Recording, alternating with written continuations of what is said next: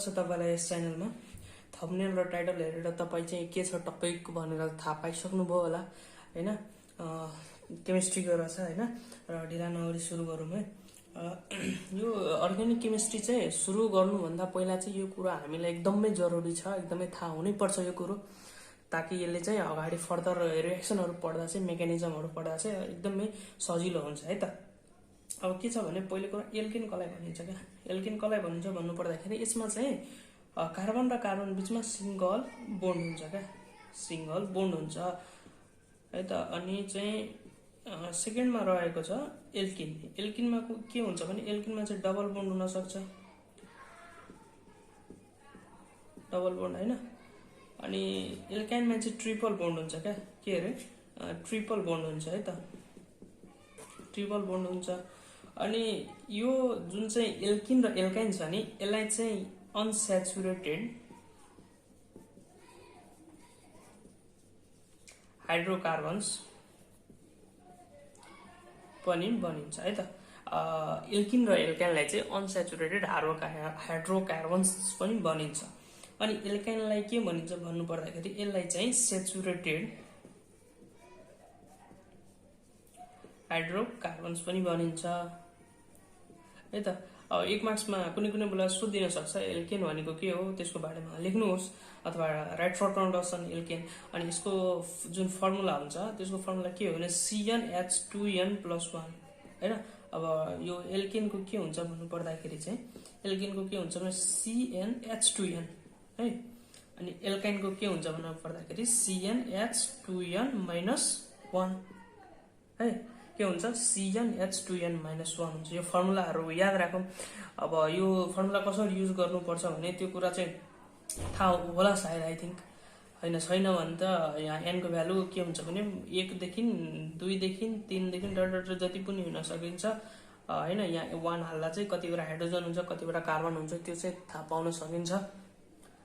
अनि त्यसपछि चाहिँ के छ भने सेकेन्डमा स्टडी नोमेनक्लेचर के, nomenclature of various organic compounds। अब यहाँ चाहिँ के छ भने हामीले जब अर्ग्यानिक केमिस्ट्री सुरु गर्नुभन्दा पहिला चाहिँ हामीलाई नोमेनक्लेचर के हो, कसरी गरिन्छ विभिन्न अर्ग्यानिक कम्पाउन्ड्सहरुको त्यो चाहिँ थाहा हुनुपर्छ है। नोमेनक्लेचरको पढ्नु होला के छ कसो छ, त्यो चाहिँ टिचरले पनि भन्छ अथवा आफैले पनि पढ्न सकिन्छ अलिक मजाले बिस्तारै बिस्तारै है त। यो अलिक एकदमै बिबिआई हो क्या, एकदमै बिबिआई। यो आएन भने त अगाडि गर्न चाहिँ लास्टै गाह्रो हुन्छ नि है। अनि सेकेन्डमा के छ भन्दा पर्दाखेरि चाहिँ हामीलाई वर्ड रुट के हो क्या, वर्ड रुट के हो भन्नु पर्दाखेरि यो वर्ड रुट भन्नाले के हुन्छ कुनै अर्ग्यानिक कम्पाउन्डमा कतिवटा कार्बन छ हैन, कार्बनको नम्बर यसले जनाउँछ क्या। यदि कार्बन एउटा छ भने, कार्बन चाहिँ एउटा छ भने त्यहाँ मिथ लेखिन्छ है, C2 मा इथ लेखिन्छ, मिथ इथ, C3 मा के हुन्छ प्रोप, C4 मा ब्यूट, C5 मा चाहिँ पेन्ट, C6 मा चाहिँ हेक्स, C7 मा चाहिँ हेप्ट, C8 मा चाहिँ ओक्ट, C9 भयो भने चाहिँ के अरे नोन, C10 भयो भने चाहिँ डेक है त। यो C10 भन्नाले के नम्बर अफ कार्बन चाहिँ 10 वटा हुन्छ, यसमा चाहिँ 8 वटा हुन्छ, त्यही भएर चाहिँ यसलाई ओक्ट भनिएको, त्यही भएर चाहिँ यसलाई इथ भनिएको, त्यही भएर चाहिँ यसलाई पेन्ट भनिएको। यसरी चाहिँ वर्ड रुटहरु प्रयोग गरिन्छ, नोमेनक्लेचरमा पनि प्रयोग गरिन्छ, अगाडि चाहिँ रिएक्सनहरुमा पनि एकदमै युज हुने कुरो वर्ड रुट है। याद राखौं चाहिँ एकदमै याद गर्नुपर्ने कुरो है त। अब चाहिँ नेक्स्टमा के रहेको छ भने भन्नु पर्दाखेरि चाहिँ यो बेन्जिन बुझौँ ल। यो बेन्जिन के हो क्या, बेन्जिन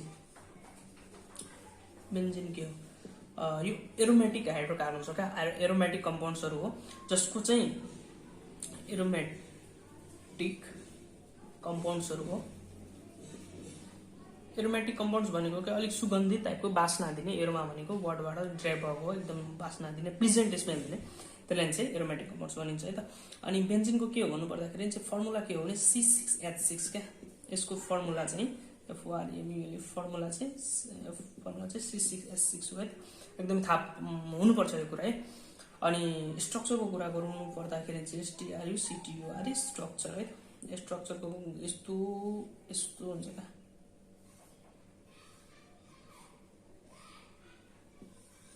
अलिक सर्कल जस्तो हुन्छ 1 2 3 4 5 6 वटा चाहिँ साइड हुन्छ यसको बिचमा सर्कल जस्तो देखाएको हुन्छ यसलाई नै के भनिन्छ बेन्जिन भनिन्छ अथवा अर्को के हुन्छ यसको स्ट्रक्चर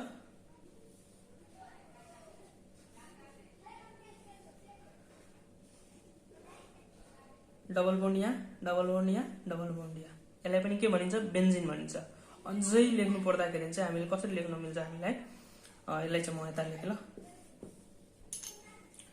CH हैन CH डबल बोन्ड C6H6 हैन C6H6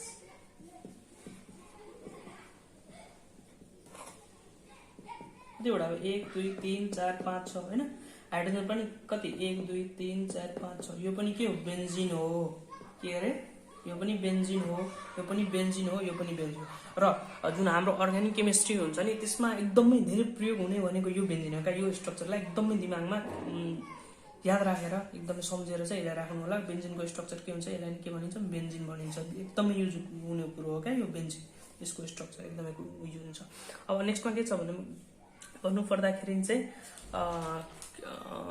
एल्काइल हेलाइड के हो एल्काइल हेलाइड के हो ल एल्काइल हेलाइड के हो एल्काइल हेलाइड के हो है एल्काइल हेलाइड के हो एल्काइल हेलाइड के हो भने RX ल अब यो RX के हो RX 100 यो बाइक हैन नि फेरि यो RX हो RX भन्नाले R भनेको के हो त यो भनेको हाइड्रोकार्बन्स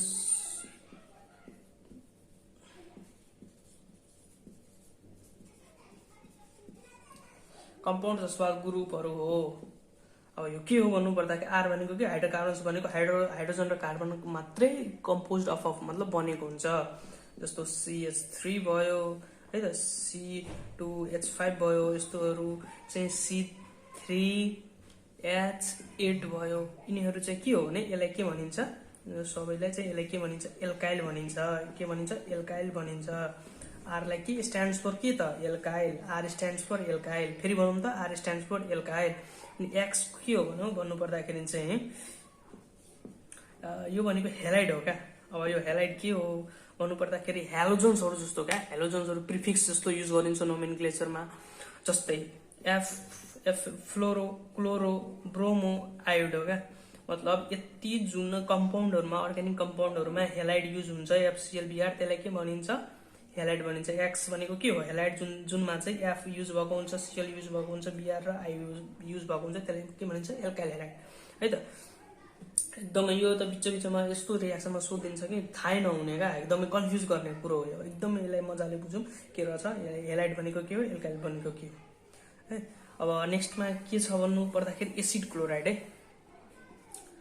एसिड क्लोराइड के हो एसिड क्लोराइड के हो यो जुन छ नि एसिड क्लोराइड यो चाहिँ फिल्ड क्राफ्ट रिएक्सन भन्ने छ त्यसमा चाहिँ युज हुन्छ क्या एकदम बेन्जिनको टपिकमा हुन्छ फिल्ड क्राफ्ट रिएक्सनमा अनि यो युज हुन्छ त्यसको के स्ट्रक्चरल फर्मुला के हो भने STRUCTURL स्ट्रक्चरल फर्मुला है त स्ट्रक्चरल फर्मुला के हो भन्नु पर्दाखेरि चाहिँ यसको RC double bond O Cl है त के हो स्ट्रक्चरल फर्मुला यसो भनौं त RC double bond O Cl अनि यसको सेकेन्डरी सफिक्स के हो भन्नु पर्दाखेरि चाहिँ secondary suffix OYL CHClORID chloride OYL chloride यिनीहरु यो जति छ नि यो सब फर्मुलाहरु जस्तै हो क्या जस्तै म्याथमा हामीलाई पढ्नु पर्छ नि फर्मुला त्यस्तै यहाँ पनि पढ्नु पर्छ यो भनेको स्ट्रक्चरल फर्मुला भयो भनेको सेकेन्डरी सफिक्सहरु युज गर्ने हुन्छ है यो त थोरै भयो इन्ट्रोडक्सन यो भन्दा पनि धेरै बेसिक कुराहरु छ थाहा हुनु पर्ने अनि अझै थाहा अलिक इच्छा छ भने अझै थाहा हुने चाहिँ कमेन्ट गर्नु होला फेरि नेक्स्ट पार्टमा लिएर आउने नै छु